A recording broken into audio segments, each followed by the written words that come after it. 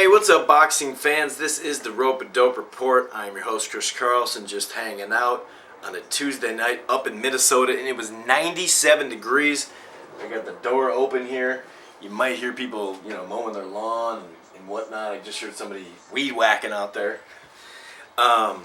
Anyway, just watching this Laker Denver first game. Denver's out to a little lead. Anyway, forget about that. In fact, I'm just going to turn that off. I don't want to get distracted. I got a little news and predictions for you. Let's talk about news. Okay, a lot of people have been asking on forums and asking Dan Rayfield on ESPN on the Friday night chat or Friday day chaps. Really Friday afternoonish sometimes, the chat raps that he has. What is up with Versus? Versus took over The Contender. They did a pretty good job with it. I gotta admit, I'm not crazy about that show. But they did good. The ratings got good, at least. And they actually have a brand new thing that they're gonna do. It's called Fight. I want to get this right now. It's called Fight Nightclub. And actually the first one is June 11th. Okay, this is sponsored by a couple different people, but Golden Boy is gonna start up this thing, and it's called the Fight Nightclub. It's right across the street from the Staples Center at Club Nokia at LA Live, wherever that is. I'm a Minnesota boy. I don't exactly know at LA Live exactly what that means, but they say it's right across from the Staples Center. Anyway, it's kind of be a younger crowd they're looking for, and basically they're going to do a show every single month. Kind of there's so many fans and just such a great fan base for boxing in California and LA, especially in the surrounding areas, that I think this is a perfect idea. And their idea is, and I'm sure it's not going to work out exactly like this, because obviously on paper you can schedule a fight where you have a young fighter and he takes on his first test, but sometimes either that person's shot, or it's a bad fight and he just blows them out of the water, or the guy gets hurt or someone gets hurt and so there's a late fill-in. Either way, they're going to say that they're going to basically try to promote their young fighters on these cards and get a younger and just a good fan base coming. So it's every month. They partnered with ringtv.com, and you can get that stream live on ringtv.com. The other dates are July 30th, August 22nd and 27th in August, and then September 24th. So I like the idea. I think it's a really good for Versus, for one, because it's free.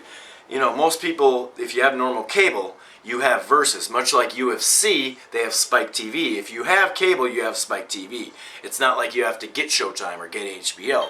So I really like this opportunity for boxing to be on that's my phone, to be on a normal, somewhat network, normal cable TV, basically, which is what a lot of people have. So anyway, I think it's a great idea, and look out for that. Like I said, June 11th is the first one for Versus. And speaking of Versus, more news on Versus. They're picking up the Adrian Decanu, Juan Pascal light heavyweight fight. Actually, Juan Pascal was in a great fight with Carl Froch. If you haven't seen that, you should go check it out on YouTube. This is another one that I think, is going to be a really good fight. Should be a really good fight at light heavyweight. Adrian is the title holder on that. So that's a fight coming up as well. I'm going to go with Adrian, I believe, just because of the weight. And neither of them have fought a lot of great... They don't have a long resume or anything like that, or even a halfway long resume. So a lot of them have just got into their big tests, starting their careers off. So I think it should be a good scrap, though. Pascal seems to put on a good show. Okay, so that's enough for news. Let's talk about some predictions. I have two fight predictions. Victor Ortiz, obviously, if you guys know... anyway, before I even move on to this, thanks for all my subscribers. Thanks for There Will Be Blood.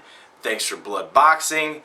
Thanks for Leave It in the Ring Radio. If you haven't checked that out, every Thursday night, 5 o'clock on the West, 8 o'clock on the East. And every once in a while, they have a Sunday show that they throw in if they just get a guest that they want to talk to, sometimes just an hour or two. Sometimes just an hour, like I believe a Sunday or 2 Sundays ago, they had Victor Ortiz, and it was just an hour block. So it's a really good radio show. You can go to Blog Talk Radio, I believe it is, or just go to therewillbebloodboxing.com and go check that out. Anyway, Victor Ortiz versus Marcus Maidana. Maidana was undefeated until his last fight against Kotelnik, who is the champion at 140. And actually, Victor Ortiz was supposed to be fighting him, but Amir Khan came in. Anyway, he lost to a split decision to Kotelnik. Marcus he's a good fighter, you know. If you look at the rest of his resume, it's not much to look at. But he did get a split decision against a tough Kotelnik, who has some solid wins.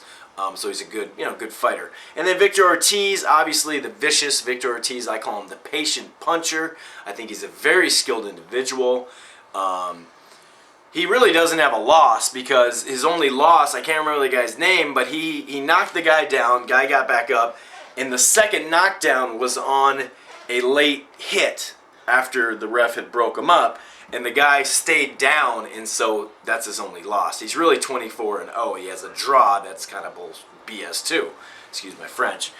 So I think Victor Ortiz is basically undefeated. He's only 23. Both these guys are young in their fighting careers. I'm going to go with Victor Ortiz. I think he's too fast, too powerful, too smart. Hands up, the patient puncher.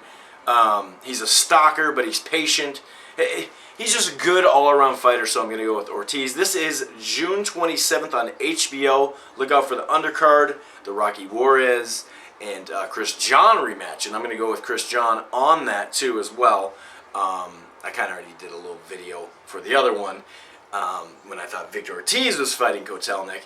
But it's at Staples Center, June 27th. Check it out. And then let's get to Alexander Dimitrenko. I don't know. I'm not going to act like I know this guy. I've seen him on YouTube a couple times. I think I've seen 2 of his fights. He's a good young fighter. He's undefeated, 29-0, I believe. He's fighting fast Eddie Chambers. And I believe Eddie Chambers, his only loss was to Kotelnik in a good fight. And I believe that Eddie Chambers will win this fight. I think he'll box the you-know-what out of him. I think his experience against Kotelnik and Peter and Brock and some better opposition at the heavyweight, I think at the heavyweight division, I think is going to favor him there. I think he's just a better boxer.